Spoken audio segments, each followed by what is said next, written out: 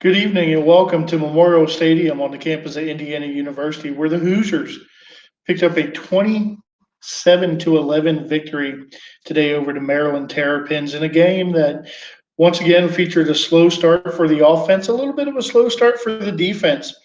More importantly, quarterback Michael Penix goes down with a lower leg injury. His status is unknown.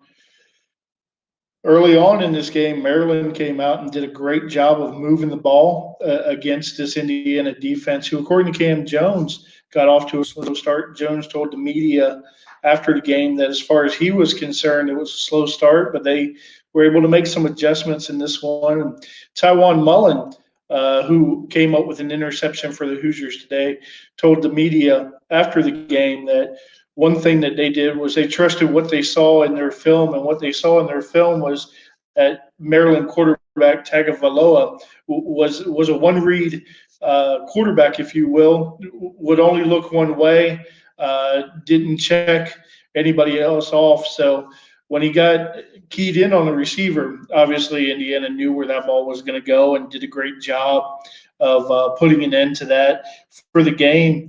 Tagovailoa finished 17 of 36 for 241 yards, a touchdown, and three interceptions. Indiana's defense, again, coming away with takeaways when it mattered most. They lead the Big Ten in takeaways, and really did a good job of bringing some calm, if you will, to this game on a day when quarterback Michael Penix was anything but good.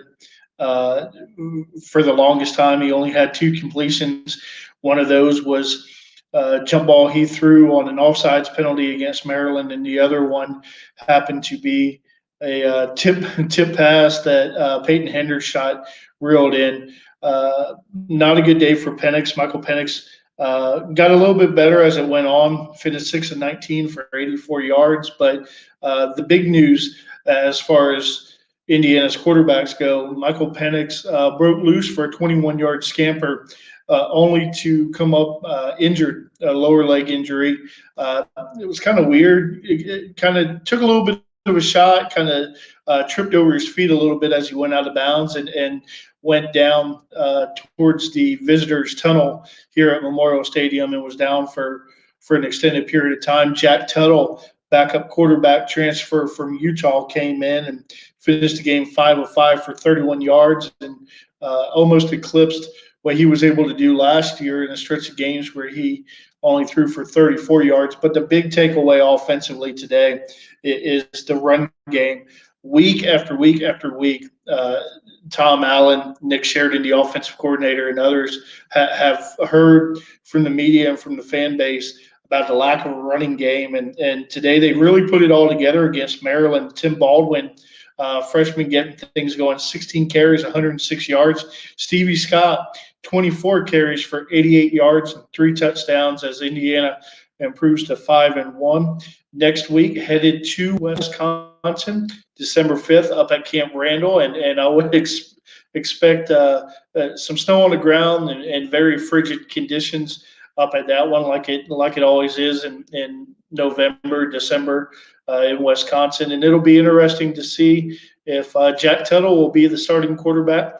Coach Nick Sheridan will have a week to get him prepared and get him ready if that is the case. But one big takeaway coming out of this game today is, Indiana was able to show that they can run the football. They're going to have to run the football next week up at Wisconsin against a much better defense than what they saw today out of Maryland. But all things considered, 27-11 victory for the Hoosiers. They improved to 5-1 and continue to stay alive, and hopefully are able to punch their ticket depending on what happens with Ohio State the next 2 weeks and their COVID situation. But Indiana might be able to punch their ticket to Indianapolis.